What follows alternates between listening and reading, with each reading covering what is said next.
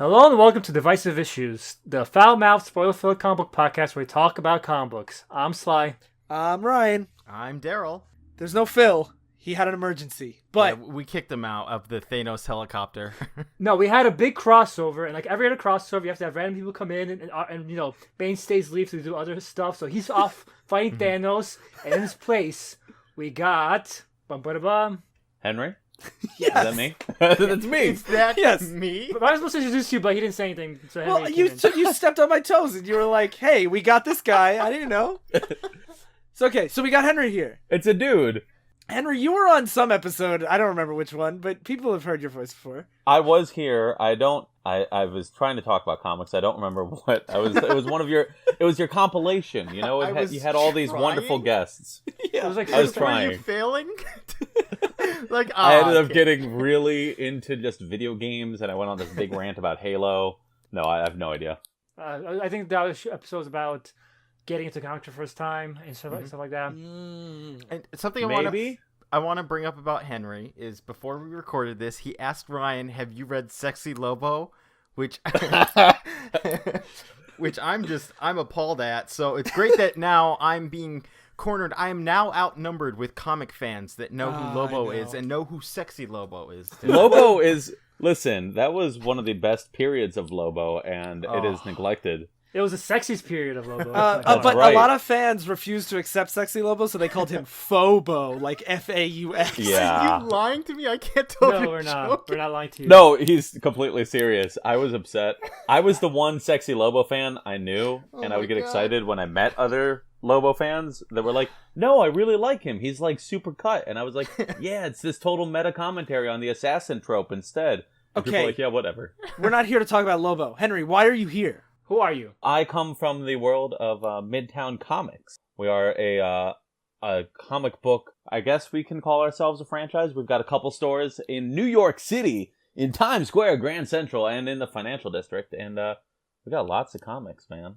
And we even have these weird ones that we have today. We can confirm. Yes. We've been there. They have a lot of comics. Yes. Yeah. So, Henry, you talked to us about doing some sort of Infinity War tie-in, and I want to talk about right away, Darryl hasn't seen the movie, and we are not going to spoil it at all in this episode. Why you always gotta call me out? Because Darryl, we have to always call you out. That's because you never watch or read anything until it's like months later. I don't mean to put you on blast. I'm just saying, like, I'm always getting put on blast. I'm gonna watch Black Panther as soon as I can. But yeah, haven't- I oh, promise. man. Wow. This Goodness. is why I put you on blast, so We're everyone not can judge you, reliving this. Darryl. You deserve it. So yeah, we're not here to talk about the movie. We're here to just talk about Thanos and some of his wacky adventures he's had. He's inconsistent. That He's had poor a guy. long career. Yeah, a very long career. So what are we talking about? Henry, what stories have you've picked only the greatest to showcase what kind of great stories people can buy at Midtown Comics? You might Yeah. say super stories. Hey, yeah, we've got. Oh man, the absolutely iconic. I don't use it lightly. Thanos Copter issue of Spidey Super Stories 39, and then something a little more lighthearted with Thanos Quest. The thing that I'm immediately drawn to, the cover of Spidey Super Stories number 39 says Marvel Comics and the Electric Company present. Yep, So do you guys know what Spidey Super Stories is? No. Any of you? No one? it's super.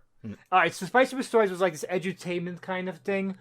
That's why all the dialogue is so like basic, and it was made in Campy. the Electric Company. I just learned this like a few minutes ago. They were a PBS show, edutainment Yes, show. I still think they exist. I've seen parodies of them a lot, where that's like when it's like the two people in the silhouette and they like say the first half of a word and the second half and then they say it together, like Thanos, Copter. Thanos Copter. For years, I knew Spidey Super Stories since I was like 9 years old. I always assumed Electric Company was like actual Electric Company, so I was always like, why is an Electric Company teaming up with Marvel to make? Well, it's that piece on the Monopoly board, right? That's what I always Oh, read yes. as. They got Monopoly over. Now they're trying to get into comics too.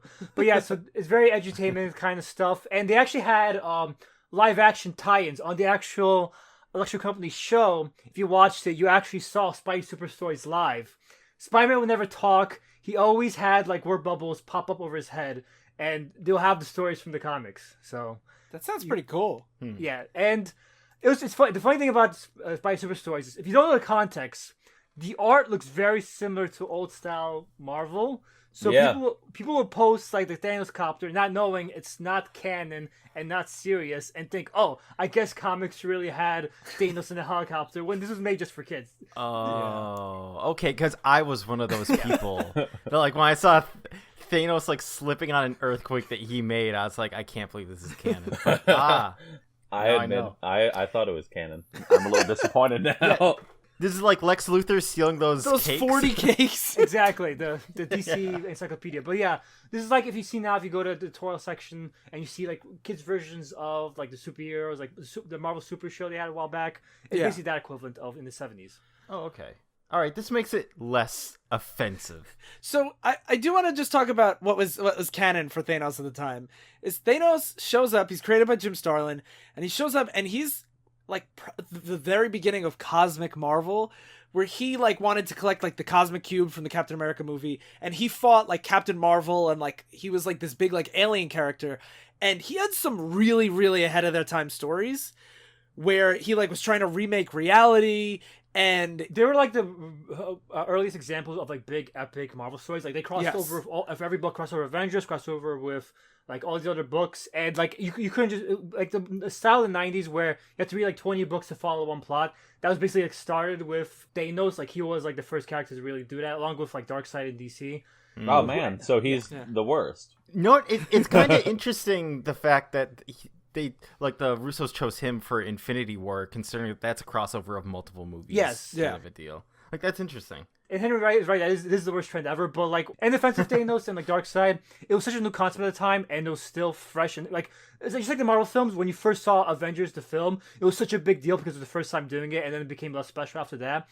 Seeing all the heroes come back to fight one big threat was like a bigger deal back then than it is by the like time of the 90s, when you're like, okay, this is old hat by now. Well, even now, I mean, now you've got like 4 or 5 different books right now running concurrently that all feature these crazy conglomerates of characters. Yeah. You know? Yeah. So like Thanos started, appropriate enough, he started this plague that's been infecting Marvel. Like the true supervillain that he is, he's been.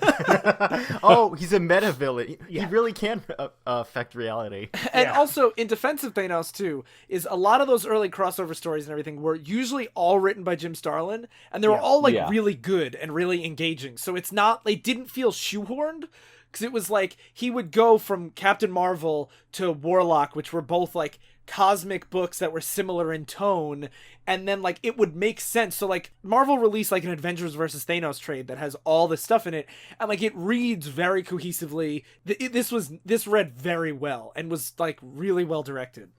So did he write Infinity Gauntlet? Yes. He wrote. Oh, cool. Okay. Starlin wrote Thanos like very consistently throughout. Like it was like his baby. Like, He wrote him up until like 2 weeks ago, whenever his newest book came out, Infinity Siblings. Yeah. If it says Infinity, it's probably him.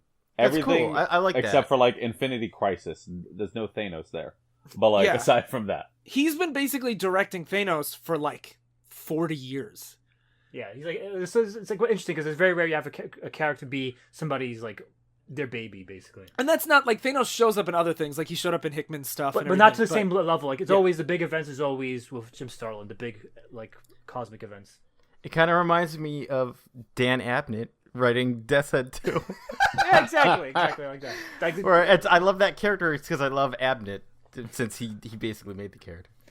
all right, so let's get into the story. What is the Henry? Tell us what the first besides the helicopter, what happens? What's the plot of Spidey Super Stories? It's fun, you know. It's for those little whippersnappers. So we get to see Thanos jovially flying through the air in his literally the first page you see him, he is in the helicopter. And it's got Thanos written on the tail of the helicopter. It's this tiny little helicopter, and it's like if you were like, I didn't have a lot of them, but I had some Playmobil toys as a kid, and I had like the little Playmobil helicopter, and it looks like you took your like giant action figure of Thanos and crammed him into your Playmobil toy. Oh my god, it is so that. Yeah. And so he appears, and he's like just ruining Hellcat's day. Well, I'm sorry, the cat. Yeah, she wasn't called because- Hellcat yet. Because it's for the kids. You know? Yeah, we should mention. So Hellcat is, if you watch Jessica Jones, she's Patsy Walker Trish in that show. So Yeah. And she was like this weird character. She started out as like an Archie ripoff, like Patsy Walker. Then she became a superhero when Archie style comics kind of faded out. She became Hellcat. And I guess for this, like Henry said, they're trying to be PG, so now she's just a cat. Yeah. The cat, it starts with the cat having the Cosmic Cube. The whole issue is a fight over the Cosmic Cube. Of all the characters where they were like, yeah, let's go with the cat. She seems like the candidate for this. Yeah, the Cosmic Cube is a Tesseract from the films that Lady gets. It has the power to remake reality. Yeah. What's great is she drops it and she goes, "Oops, I dropped the Cosmic Cube. No use crying over spilled milk." It's like, no, this is something you cry over. And Thanos goes, "Drat! I'll cream you later, cat, after I get the Cosmic Cube." So what happens after that? Darryl, tell us more. Yeah, Speedy, the skateboard hero, is racing by and he crashes into her. Yes, and she's... we should clarify. Speedy the skateboard hero is just a kid on a skateboard. He's just calling himself, "I'm Speedy the skateboard hero."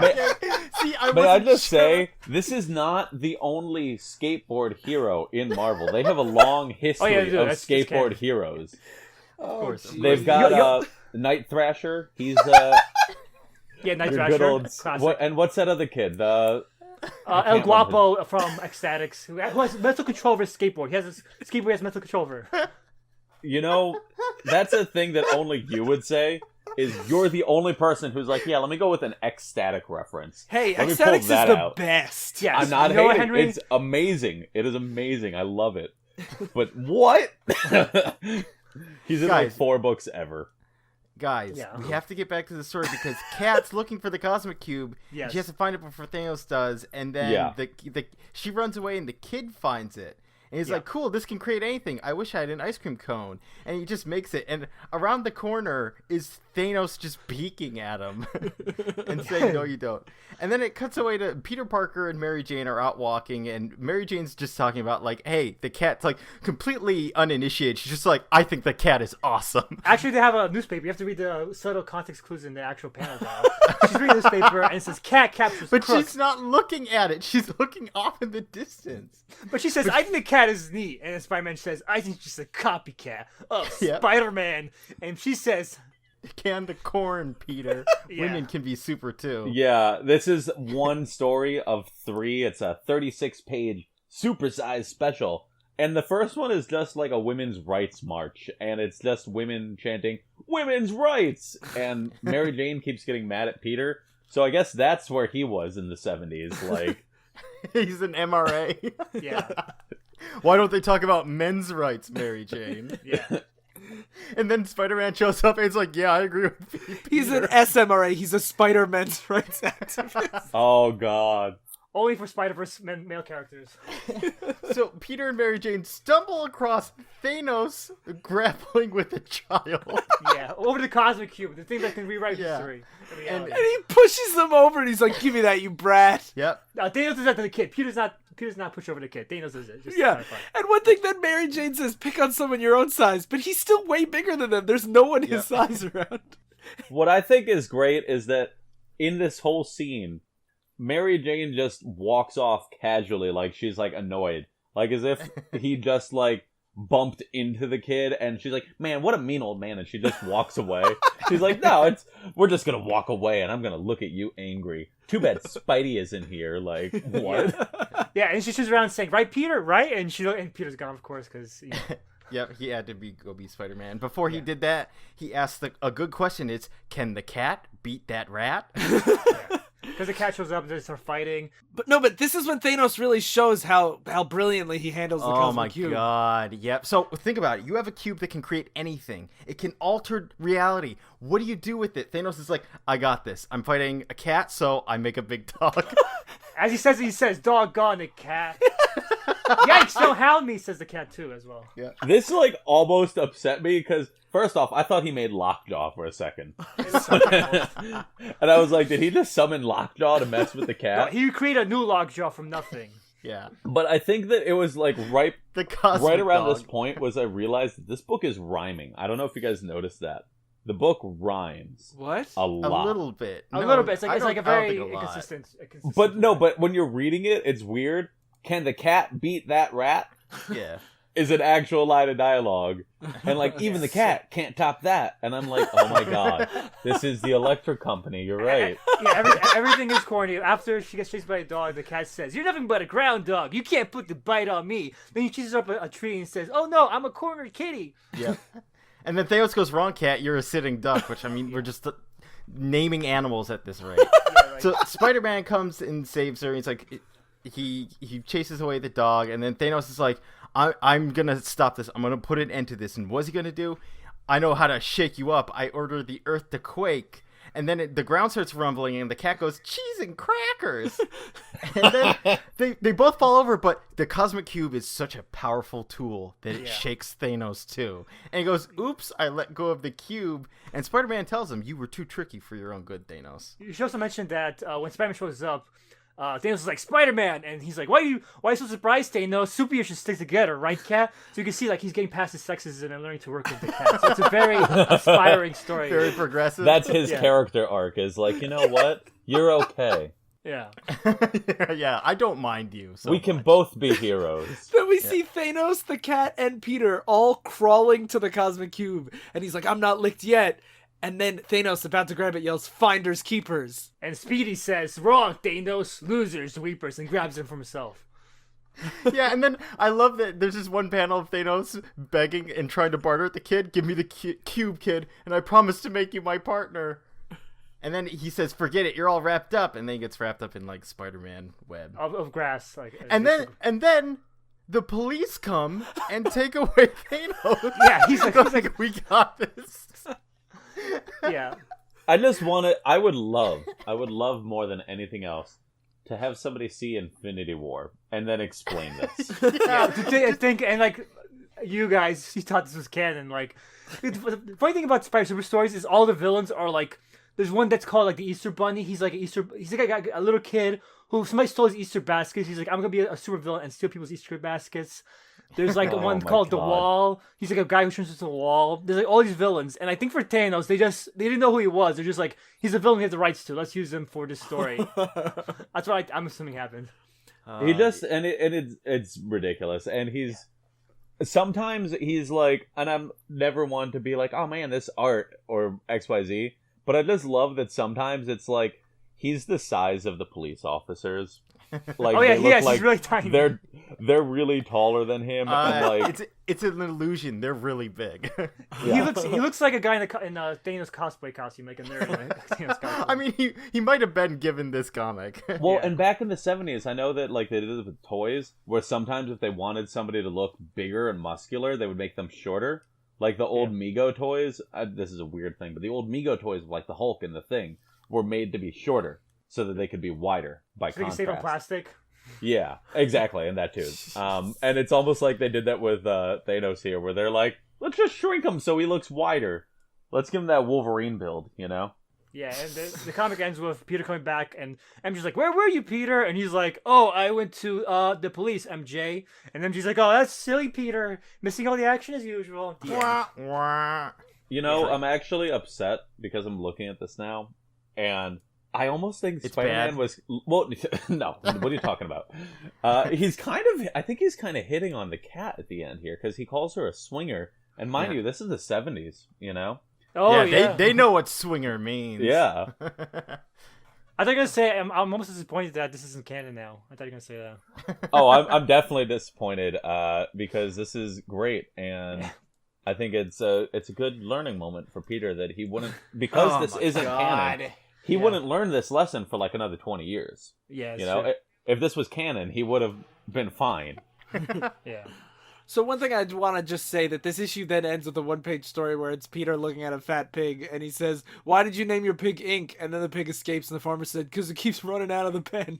That's a This Ryan whole joke comic for- felt like it was written by Ryan to troll me. Yeah, it does. Like, it's not even like, it's funny because it's not even like great like children's like jokes Yeah. or anything. It's just like Ryan's jokes. Like most of it. Yeah. I'm sure that Marvel probably can't actually reprint this. They might not be able Probably to. not Because it is an Electric company. yeah. So that could be why it's like, I mean, it's not exactly lost to time, because obviously we're looking at it right now. Some things are better lost to time. Between this and the next story we're going to do, Thanos went on a very long epic story with Adam Warlock. He took him for a ride in the Thanos Gauntlet. Yeah. Where the story ends with Thanos getting turned to stone for paying for his own hubris and trying to remake reality. Yeah. And then he's gone for like a good... In the actual Cosmic Cube story, because like this is based on the actual comic... Not exactly, not the helicopter and stuff like that, but with the Cosmic Cube, because that was the original Thanos story. Yeah. With the Cosmic Cube. And then he's gone for 13 years, where he only cameos once in 1982, and then he doesn't show up again until he's resurrected in 1990, which takes us right up to this story, which we're doing Thanos Quest 1 and 2, which was the precursor to Infinity Gauntlet. And it's written by Jim Starlin with art by Ron Lim. So this is maybe a little less silly. Yes, yeah, maybe. a little. So this gets into like the actual Thanos character. When he was turned to stone, he was actually like dead. Like he met people in the afterlife and stuff like that. Like people who died would meet Thanos in the afterlife. That's one of the cameos he had. While he was dead, he basically became friends with Death, who in Marvel is a woman. And in real life is a man. Yeah, of course. Yeah, it's like Plato's forms, where every like concept has its true like being. Like people like we talked about before, like didn't Eternity manifest itself as an actual being in Marvel? Yeah, human beings have to see him. I love like the more recent Ultimates book that decided to get super weird meta with all that stuff, and they like leave reality. Like that's a thing you can do in Marvel, is just like, let's just take a stroll out of all of reality. And also, at the same time, while this was happening, Steve Englehart, who we've talked about a lot on the show, also started creating all the Infinity Stones. So, you know, if you've seen any of the Marvel movies, they talk about them a lot. So Englehart's the one that created the stones themselves? Steve Englehart is more like 9% of that. It's Jim Starlin started the original one, because the original Infinity Stone was by his character Adam Warlock. And basically just like, you know how Vision in the movies has the Soul Stone in his head? That was basically like an allusion to Adam Warlock having the Soul Stone in his head. And Steve Englehart expanded on that, and he also gave them to each of the Elves universe. And if you watch the movies, you see Jeff Goldblum, Benicio del Toro, they're playing characters, Grandmaster and the Collector, and those are the Elves universe, and they're the ones who have the Soul Stones in the comics. Yes. So Thanos is looking at this thing called Infinity Well while hanging out in Death's Yeah, so this is now we're into the story. That's no more recap. Yes, that's no more recap. And he realizes like these Soul Stones, or as he calls them now, Infinity Stones, they have all this power, and they're basically created from the matter that created the universe. Basically, if you put them together, you'll have the power of the creator, and you basically become the creator. You basically become Yahweh or whatever. And he goes to Death saying, "Hey, because Death wants to kill half the population of the universe, because our population keeps growing, and she thinks that it's becoming unsustainable." And that is a legit problem in Marvel. Like, there's a universe in Marvel called the Cancer Universe, where no one dies, and it basically starts spreading like a cancer throughout regular universes, and starts taking over them and stealing their resources and stuff like that. Because just like real cancer, like if you have universes that refuse to die or whatever, they'll spread to other universes and kill the galaxy as a whole, or the universe as a whole.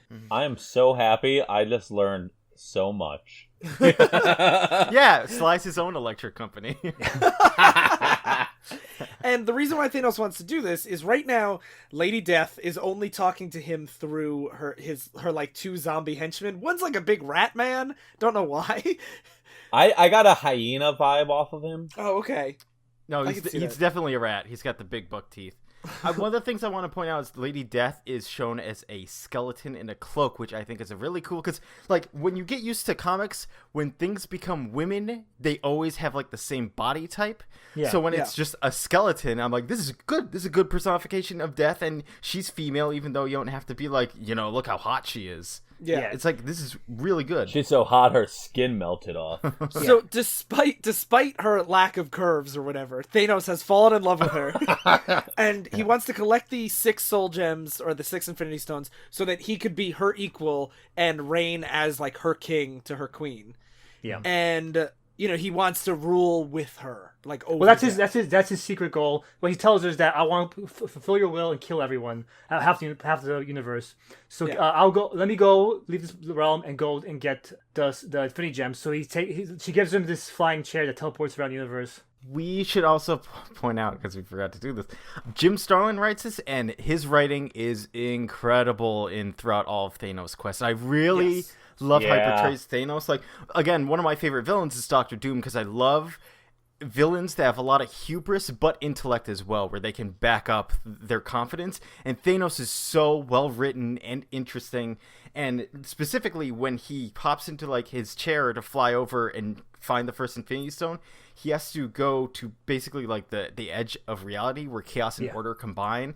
And it has like this excellent page of, it shows like 9 panels of his faces all distorting and forming and like melting and breaking away, and it's got just this great dialogue about how Thanos always endures throughout reality because Thanos is a unique being to any reality. He always holds true to himself. The good news is that luckily Jim Starlin writes 90% of Thanos.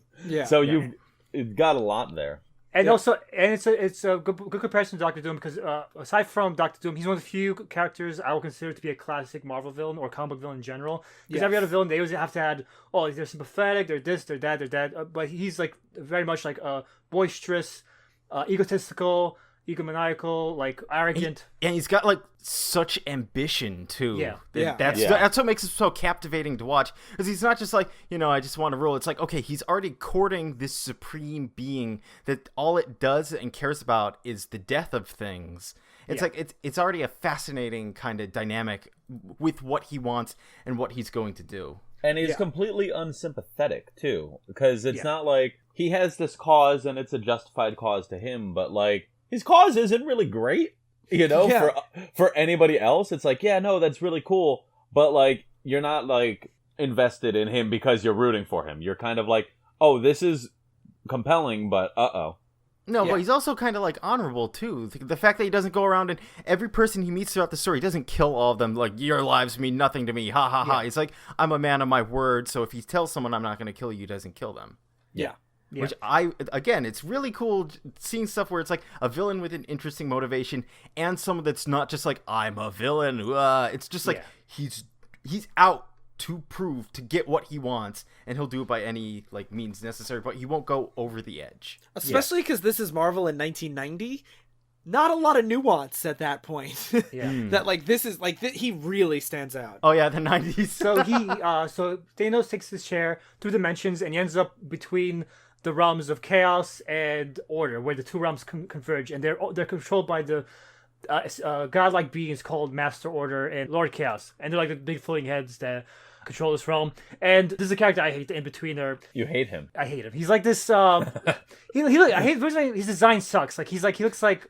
You just hate him because he's like both sides. Am I right? Both sides is bad, exactly. But basically, he's like the arbiter between the two, and he like speaks for them sometimes because they're like these big floating heads. I've only ever read him in Jeff Johns' Avengers, so this was very interesting for me. He was created by Stephen Carr, but I think like his design sucks. I think, and he's like this very shifty character. He's always trying to. He's very very selfish. Like and he's not interesting enough to warrant like. He's true neutral. He can't choose a side. But anyway, he basically during Stephen Cart's Silver Surfer run, he was acting like a douchebag, and Master Order and Lord Chaos put him in like this stasis chamber where the two realms meet, and he's guarded by all these demons that Thanos just obliterates. And Thanos says, "I'm going to free you, so I want to stop working for Lady Death and work for you." Because the in-betweener's a douchebag. He's like, and I should mention that the reason why I hated his design is because he looks like a guy who half black, half white face. Like he's kind of like Two-Face except for his whole entire body. Mm-hmm. It's a very like non-nuanced design. It's a fashion faux pas. And he looks more like an Iron Fist villain to me than like a cosmic entity. I can see that with the robe and the judo robe and stuff like that. Mm-hmm. Yeah. And so Thanos is like, so in between is like, since he's a douchebag, he's like, I can't wait to betray Thanos. This is gonna be great. And Thanos is like, I'm gonna free you. And after the two like basically use their powers to break his cell, in between is like, I'm gonna betray you now. And Thanos is like, you stupid idiot, you fool. I like, you have no power here because this is the realms of chaos and order. And he said the reason why they imprisoned you here is even if you did break out of that bubble, you wouldn't have powers here in this realm. Yeah. My favorite in this sequence is I love the panel of like, he literally, in between is dumb. And I'll give you that. Because he's like, he makes a very actually dumb decision where he's like, yes, now that I'm free, I'm going to, he monologues. He's like, I'm going to tell you I betray you. And Thanos just literally just palms him. Like he hits him with the back of his hand and he's like, you're an idiot. Yeah, and then because the in betweener has the whatever gem it is on his head, he takes that gem and he's like, "Oh, good job, douchebag, you messed up, and now I'm gonna take your gem and I'm gonna leave you to Master Order and Lord Chaos, and because they're gonna find out you left your cell." Which, shout out to Sean, Master Order looks like Yahweh from Shin Megami Tensei. Oh, okay, yeah. I actually, and I know this is a funny thing, but Thanos has the coolest lettering like ever. Yeah. Like, I'm looking at the credits here. Ken Bruzenak, dude, like, puts in work because Thanos, like, you know how, like, Deadpool has got, like, the yellow bubble or whatever? Yeah. He's got this, and I think that really shapes his, like, persona so much. I really love individual dialogues. I think that's partially why I really enjoyed Selak from Green Lantern during the Englehart stuff. To explain how it looks like it's like chiseled from rock, and it's like a blue tint to it. Yeah, and one of the things that's really cool is his dialogue looks very, very similar to his narration. Yeah. So to me, even when he talks, it has this extra gravitas. Like, even when it's dialogue, it feels like grandiose monologuing because it's in the style of the narration. Yeah, it's very cool. So the gem he actually got was the Soul Gem, which is the one that Adam Warlock had on his head. And after he got it, after Thanos gets it, later Death shows up saying, and her arbiter, the man speaking for her saying, "Are you really gonna betray Death? Is that what you're planning to do?" And Thanos like, "No, that was just a setup. I love Death." Yeah. One of the things that's cool about this is as he gets the gems, it's not really super clear what they do yet. Yeah. He kind of finds it out as they go along, which is, I think, a really cool way to catch you up. Well, he explains it. He knows what the gems do, but like he slowly reveals it over time where he's like, oh, this gem does this and this gem does this. Because, for instance, the next one he's going to is this planet Tamarata, which is always in constant war, and he's going to get pretty much the gem of power, which is hooked onto this guy's head. And this champion. The champion, and he's immortal. Because Thanos looked at the well and he was able to gain so much knowledge throughout the universe, he knows what the gems do and how to unlock their power, but these people do not, so they only, like, tap into it briefly. Yeah. So, like, Soul Gem steals souls. Power Gem makes this guy the champion, this elder, the champion, the most powerful being. And so Thanos challenges him to a fight to barter for his gem, and the two start fighting, and the champion's really stupid.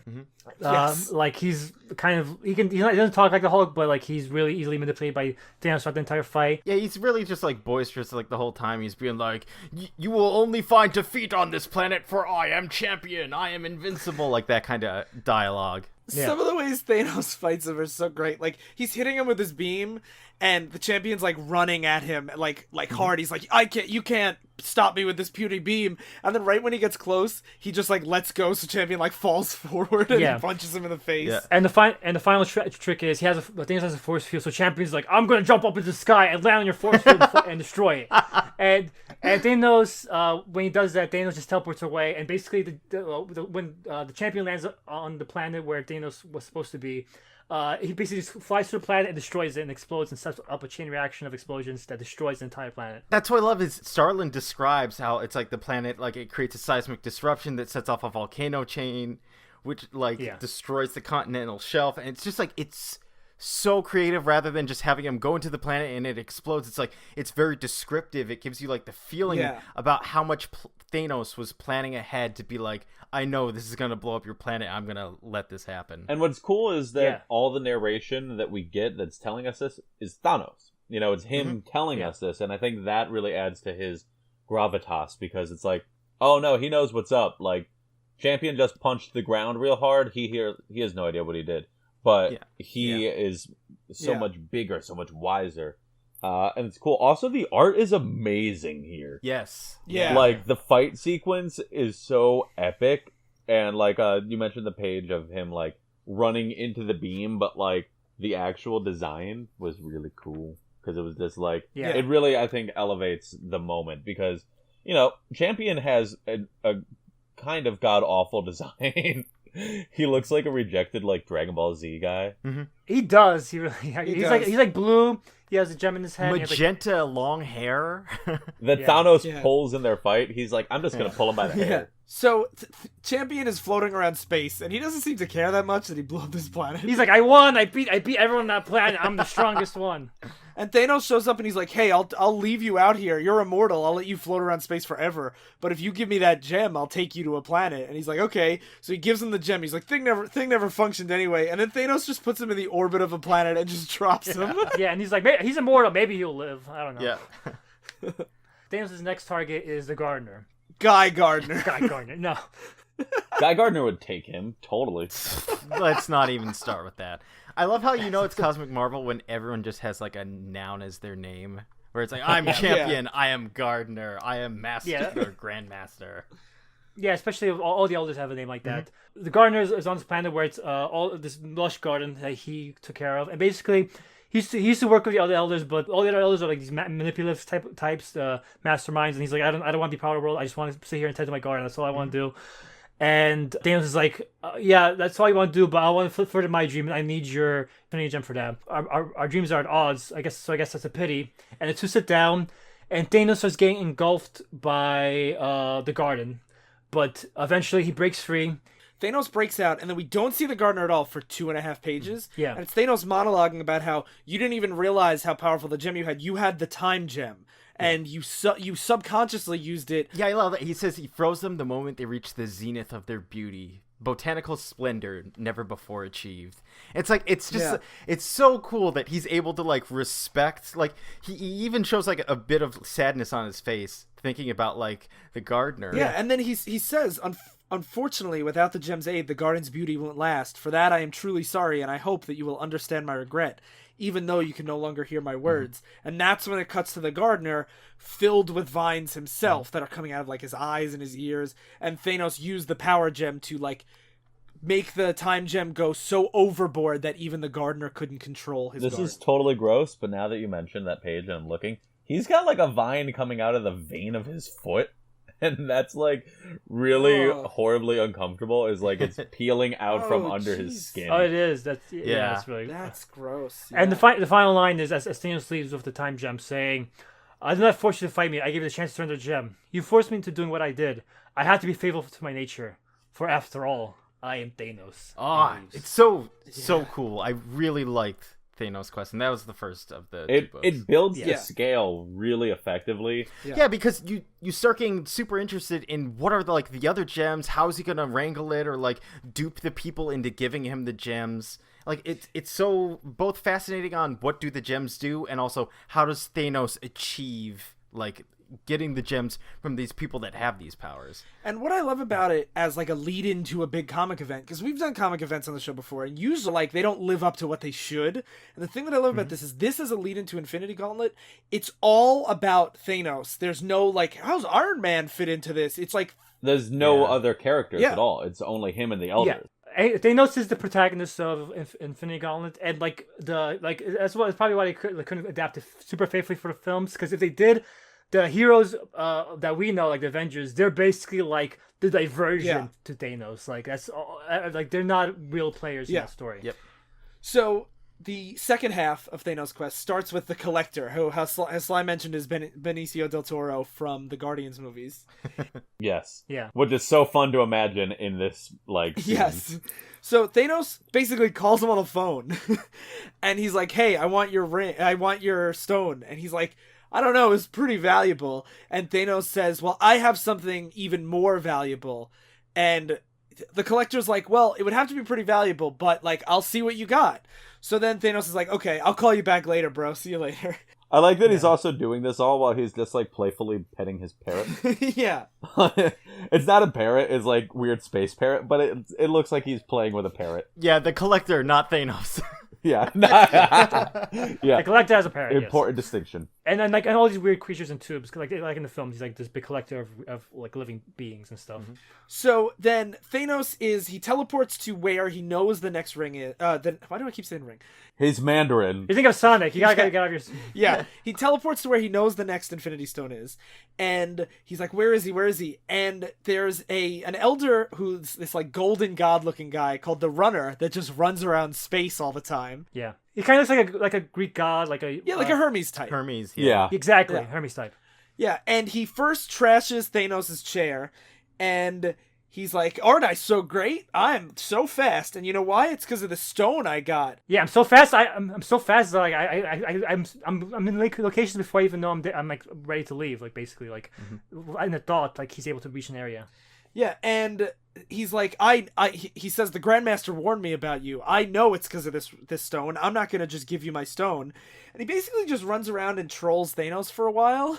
You guys are saying stone, by the way. Say gem, because you're saying. Yeah, we're talking about the comics. Yeah, Thanos is going about. You're saying like Thanos is going for collector stones, and now he's going for these guys' stones, and it sounds a lot dirtier than this. Just say Well, gem. and it's funny too because the movies don't have the same color correlation, so that throws me off completely when I was reading this. Because having seen the movies more recently than I'm familiar with the comics, I'm like, oh yeah, no, it's totally got to be that stone. Oh nope, it's totally this different stone because like they don't. You're saying stone too. It's gems. They're infinity gems. Sly, I think at the beginning of the episode you said stone. Okay, but now we gotta stop. I'm just a fake nerd. I'm sorry, guys. All right, yeah. Oh, okay, we'll go with the official soul gems as they're called in the beginning, which also is confusing. And then because then Thanos is like, they're all calling them Infinity Gems. Yeah, he renames them. So Thanos is now like, he's monologuing at the runner, and he's like, "How did a fool like you ever get immortality?" And he's like, "I did what I do best, run around real fast." Well, he wasn't monologuing. Thanos is like defeated. Like he smashed his chair, and he's hovering in space, and he's like, "I'll tell you everything. I'll tell you what I know. Just please don't hurt me." Like he's acting very passive right now, and the one is like mocking him, saying, "You suck, Thanos. I beat you." And he like starts by being like, "I'll tell you everything," and then it really turns into his like villain monologue, like we saw in previously too, where he says like, it was just a subconscious act for you to utilize your gem. You never actually really used it. You have the space gem. You're manipulating space. You're not just running fast. You're bending space. Yeah, you're bending space to run fast, but I have mental teleportation, and I'm still more powerful than you, and you have to learn to think. And then it cuts back to the runner, and Thanos used the time gem to make him he's made him more than 1,000,000 years old. And he's like, you don't actually have immortality. You just age very, very slowly. So how does that feel? And so he becomes like an old man, and Thanos is able to do it because the runner actually stopped to listen to him to monologue, which was his downfall. Yeah. So he takes the gem off of his head. And then he's like, "Hey, I have a time gem. You're a baby now." Yeah, he just babyfies this man. So now it's a golden baby now instead of a golden man. Yeah. And then he brings the baby to the collector, and he's like, "I will trade you the infant version of an because now elder." that he can bend space, he can teleport wherever he wants. He doesn't need a space chair. Yeah. Yeah. So it's like, "I'll trade you the baby for your stone. It's it's the baby of an immortal, an elder of the universe." And the collector's like, "Yes, I will absolutely take this deal." I love babies. Yeah. I've always wanted to be a father.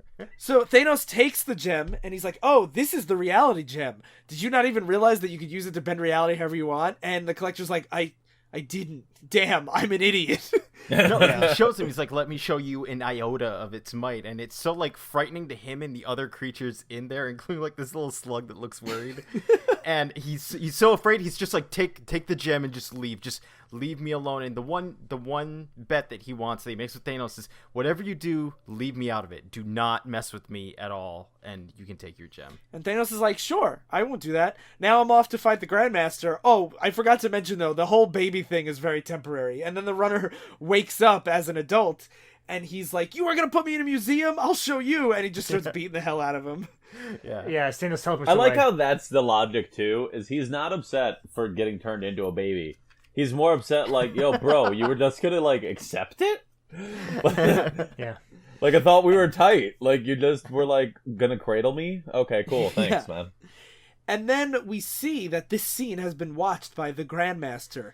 And Jeff Goldblum. Yeah, all I can picture is him as Jeff Goldblum here. Yeah. And this to me is the one misstep out of this whole comic, which is kind of surprising. Like, it's so on point, and then it gets here, and then it gets Really? weird. Okay. Yeah. So Thanos teleports to the Grandmaster, and the Grandmaster's like, "You want to play a game?"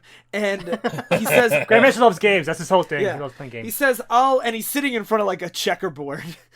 Yeah. And he says, "If you challenge me to this game, if you win, I'll give you my gem, but you have to put up your 5 gems. But Thanos is so good because he's like, fine, I'll put up my 5 gems for bartering because I do not plan on losing, and the stasis field that's protecting them will deactivate when I die because he's like, I'm not gonna die, like I'm gonna beat you, and I wager my life. Yeah. And the Grandmaster says, like, oh, I have backup plans that if I die, the gem is destroyed. And if you try to cheat, the gem is destroyed. All these different things. And they're like, okay. And so the game is, I was hoping for checkers, but the game is, they both get put in, like, this digital world where they're in identical suits of armor and they have to fight to the death. It's an actual, like, it's the board that they were playing on, Yes. but it's like the black tiles rise up. I think that so I can kind of see why you're like, this is where it loses a little bit. But I'm also like... A little bit. This is where they're like, all right, guys, you know what's really cool? American Gladiators. Let's just do that. we should clarify real quick. They're still playing the game. This is like VR. This is like, They put on headsets. They went into Reboot, like the old TV show. Yeah. Yeah, and then they're in, like, the mech suits shooting lasers at each other. It's like laser tag, and it's just like... It's like Tron on a budget. Yeah, I know this was done. Yeah. Thanos even mocks him for it, though. Because Thanos is like, so he has him, like, locked and loaded. Like, he has him, like, aimed with his handguns or whatever. He's like, years of experience immediately warn the Grandmaster of the mistake he has made, for it is too late for him to do anything about it. And the Grandmaster says, check. And Thanos says, checkmate. And then his suit, like, explodes, and he says, a cliche to the very end. And the Grandmaster cheated. Thanos' suit explodes. Explodes. Yeah. And the Grandmaster says, I usually loathe cheating an opponent, but the stakes were too damn high. And his suit, like, Thanos' suit exploded in a way that he's, like, basically like a statue now. Yeah. So the Grandmaster does some big monologue, and then he knocks over the statue. It's like he's like encased in this Fungus. substance, and then when he gets knocked over, the substance breaks, and so is Thanos too, revealing that he is a machine, not the real Thanos. I think it's kind of funny because it's like a callback because like his first appearance was actually a robot. Yeah. So I actually thought this was kind of neat. Oh, that's cute. Also dumb. And Really also Doom dumb, does that too. but, Everyone like, does Yeah, that. yeah, really dumb, yeah. And then it shows that Thanos is outside the whole time because he had sent a robot to play the game instead. And he mentions that that with 5 Infinity Gems in his possession, he could have easily taken the 6 anyway. Like, he had a variety of means to do it. He's like, And I it's was just like, messing with him. Trolling him. I understand, yeah, that it was done specifically so they can have, like, a cool 90s laser tag battle because that, like, speaks to you as a kid. But, like, as an adult, I was way more into Thanos manipulating or doing contests of strengths where he beats them through some, like, with the champion, I expect you to blow up the planet because you're so strong. Whereas with this guy, it's just like, no, I was a robot and you lost. Well, I did like the one little hoodwink of like when they're running around fighting each other and he just puts a little hole in the wall and he goes inside of the wall and he's like hiding in there and he's like, ha, I outsmarted you. Yeah, I just don't feel like it's as clever as the rest of Starlin's stuff. It's definitely not. I disagree. I think the chess stuff I think is stupid. I think the VR chess is stupid. I will say I think the whole point is that he has the mind gem, the Grandmaster, and he was so confident, so lack of foresight. He didn't even check to see if Thanos was actually really Thanos. Yeah, and I think to show that oversight in Grandmaster, it had to be the robot twist. But I think the chess game was stupid. Yeah, and the thing that I love about it too, though, is Thanos beats every single champion at their own game. So he always convinces everyone to go too hard into their own thing. So like he rips off the Collector in a trade. He gets the runner to stop running. He beats the champion in a fight of strength. He beats the Grandmaster in a game. He out cheats him. And like even though that's silly, I get what Starlin's going for. He has a nicer garden than the gardener. Yes. His flowers won first prize at the county fair. Yeah. So then Thanos smashes the game, and the Grandmaster just falls into space. Yeah, he smashes the VR console. So the VR now, in the VR world, Grandmaster just floats into space. In real world, Grandmaster's now like a mindless husk. Yeah. He takes the final gem, and now he has all 6 gems. And this is actually my favorite part of the issue. It's I agree. how it ends. I agree. It's 6 pages. Each one is a spotlight on its own gem. So first he talks about the time gem where he can change time all he wants, and the page is like a bunch of Thanos heads of all, like, some are really old, some are like baby heads, and they're all full page spreads. Every gem is a full page spread. Not every baby head is. And not just that, but every gem is how it reflects and reacts to Thanos. Like the time one is the babies. In the space one, it's actually like him in space. His two eyes are galaxies. Yes. Yeah, and the asteroid belt is his mouth. It's very clever. I didn't catch that the first time. It's very cool. We should clarify that it's super subtle. It looks like, when you're looking at it, it looks just like a space. I did not know that until just now. Yeah, like if you look, all the features are like a natural field makes his mouth like a swoop. What was it? Yeah, and the Comet. space itself, the background is purple. A comet makes his helmet design. The background's purple. It's all very subtle. It's very well done. Yeah. The mind gem, and Yes. this was my favorite page up until I got to the next page. So that was the cool thing, because that's what these kept doing. I'm like reading it, and like the mind gem, he's got his brain is like exposed. It looks like you like cut open his head, and he's got all these bodies being like pulled down into his own brain, which is really terrifying. Yeah, because the mind gem lets him read minds. Yeah. It's like people being pulled down into quicksand, but there's like tentacles coming out of the quicksand to pull them in, and it's his brain. It's Thanos' brain with these tiny people inside of it. And the narration says, billions of fertile minds waiting for me to sow the seeds of my own perceptions and goals. A universe of thralls. Which is like, it's really good. So, and then we have the power gem where he's like all chrome, and he just looks like overwhelmed with power, because that's the one that gives strength to all of them and lets him manipulate everything to such a level.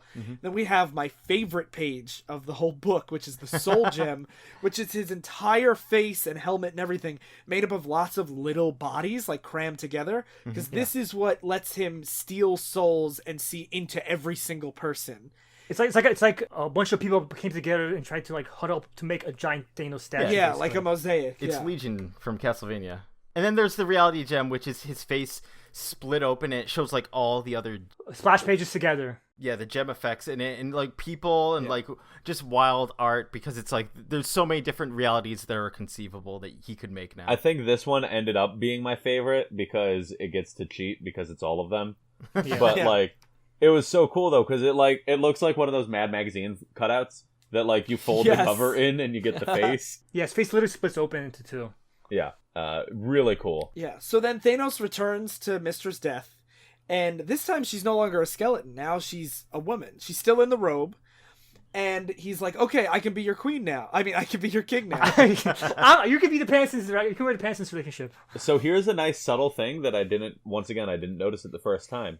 If you look at the first page where like Thanos appears and he's like, "My love," she is a skeleton. Yes. And then she's still a skeleton on the next page, but then like the second... It's when he explains that he is reality, I'm infinity, I'm the almighty. When he explains how powerful he is, that's when she turns into a person. Yeah, she gets like skin, and he's like, neat. It's like a sign of her humbling himself, which is important. Yes. Yep. So he creates a second throne out of skulls and a big skull. And he is like, "We will spend an eternity of bliss together, my love. You will see." And then the rat person is like, "My mistress wishes to inform you, if that is what you wish, that is what will be." And he's like, "Why won't you speak to me? Why do you still speak through underlings?" And it was actually the opposite effect of what he wanted, where the rat says, "You're too powerful now. She can't speak to you because she's not worthy." And Thanos is so mad that he explodes the rat person and stares at her. And like gibs and guts. Yeah, and he's like, "I could force her to speak directly to me. I have the power to bend her to my will. But what good would that do? That's not the way I wanted it to be. I desire her love, not her blind subservience. How could I have miscalculated so badly? Thanos, the master schemer and deceiver. I set out on a quest beyond the reach of any but myself, an impossible mission, and I succeeded at it. I have wrestled the reins of power from the hands of the Supreme Being. No sentient could ever dream or hope for more than I have accomplished. Who could have guessed that becoming God would prove to be such a hollow victory?" And he's crying while he stares into the Infinity Well. And that is what ends Thanos' quest. The Infinity Well looks like basically looking into space, like a well that looks into space. Yeah, just like a galaxy, arms of stars. So do you think that like if at this point, if he just like took one of them and like threw it off to the side, then she'd be cool with him? Like, oh, now you only have like 5 out of 6. Okay, you're fine. Like he'll just keep going back and forth until it's a balance. You're like, oh, which combination? Oh, I need to have these 4. But okay, got it. Yeah, We're the time cool. is too much, but only space in this one is okay. Our mistress says that you need more than 2, but no less than 4 stones. Finally, a riddle even Thanos cannot crack. Yeah, and he's doing different combinations, and it's like, nope, still not it. Well, there's so many. That's why he was just like, you know what? Screw it. I'll take it. Yeah, like he has all the realities in his mind that he can perceive at all times, and even he can't perceive reality where that works. He's like, I guess I'll deal with it. It's very good. This was such a good ending to this thing, because it really does get to the point where it's like, how does he not get what he wants? And it's because it's like, no, you over leveled. You're so powerful now that like nothing is a challenge for you. And like she's like, you spent too much time grinding. Now the game's too easy. Yeah. And she's like, well, I obviously I can't be with you now because now you're a god and I'm nothing. Like I'm an ant compared to you. Yeah. And it's like, it's Wait, true. she's his aunt? That's cool. That's a new dynamic. So, I have a feeling that I already know the answer to this, but would everyone go on and read Infinity Gauntlet? Yeah, this made me really want to read it. Yeah. This was awesome. I'm literally going to go into work and I'm going to immediately pick it up. Like, but it's funny because I never read Gauntlet and I feel Really? bad. Yeah, and I feel, well, okay. Funny thing, I had an Infinity Gauntlet pillowcase growing up. That's the same thing as reading it. You got the pill. You sleep with Thanos. Well, I read all the. It had panels on it, so it had like panels and stuff. And I remember just being kind of freaked out by it because it like there was the panel in Infinity Gauntlet that's like the Silver Surfer like screaming, holding on to like Doctor Strange, I think, and that just scared the like bejesus out of me when I was a child. So I think I was intimidated by the might of Thanos, and now I'm finally ready. I was just thinking, it's like, I feel like I had a poster or something. Maybe I'm just losing my mind. We're all losing our minds. Yeah, this was great. This made me really actually want to read Gauntlet, knowing that Starlin worked on it. If I didn't know Starlin had worked on it, I might have been like, I don't know if it can like match this, but now it's like, he already earned my trust and my love. Why? I have to wonder why in like 1990 they were like, hey, you know, that guy seems pretty cool. Let's use him. But nobody's touched him in 20 years. Nah, it's cool. He's cool. He's purple. We like purple. Well, whenever Jim Starlin like brings him up, he always like has him appear. Like when Thanos came back, he came back in Jim Starlin's Silver. He came back in Ron Mars' Silver Surfer. Yeah, and so like whenever basically like gathers interest in the character slowly. Like when he first appeared, he showed up in like the Thing comic or something like that, like Marvel 2-in-1 featuring the Thing, and basically like slowly he like hypes up his role in the universe. And I guess Marvel sees what he's doing every time, and he's like, "You're doing pretty good with this Thanos guy. Let's give you an event." Or something. And I guess that's how it plays out. Yeah, it's really super cool though. So, Henry, let's say some of our listeners wanted to buy these books and read them. Where should they go? Well, of course, they should find Midtown Comics in the heart of New York City, or we're online. The internet is like super easy, so you can just go to midtowncomics.com and find everything. We actually carry the single issues, which is really cool.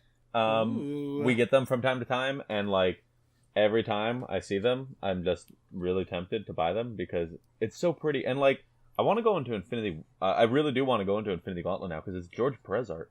Yeah, and like, George Perez. That's crack. Like that's like I need it.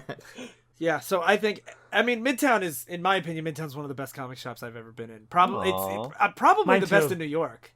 I agree too. We do try. It's so humble. We do try. In college, I would take the train up, and I would take the train from my house on Long Island to Penn Station, and then I would walk to Grand Central and always stop at Midtown and buy something on the way, and then I'd read it on the train up to Poughkeepsie. Yeah, that actually, my favorite thing was in college, coming off of the bus from upstate and then getting back in the city, and it's a block away from Port Authority. So that was like, yes, I am home. Before I go home, let me buy comics before I go home. Cool. Well, if anybody really liked this episode and they want to support us, you should go check out the rest of the Flying Machine Network at flyingmachine.network, and also our Patreon, patreon.com/flyingmachine. We have some bonus episodes where we make Darryl and our other co-host Phil, who's not here, read a Silver Age Superman story where JFK shows up and it's super silly. Oh, Yeah. oh goodness. Oh, it's so. Oh god. What, you don't like the Jimmy Olsen fan club? Streaky the Super Cat? Streaky the Super Cat. But yeah, and there's lots and lots of bonus stuff, and the tiers are not expensive. I think it's the $5 a month tier gets you bonus episodes. So everyone should check that out at patreon.com/flyingmachine and all the other shows. And that's where you can find our other show, Oops, I Talk Politics, where we talk about politics. So thank you all for listening to Divisive Issues. I've been the robot this entire time, you fools. I've been finally slowing down so I can turn into a baby. I've been longing for death.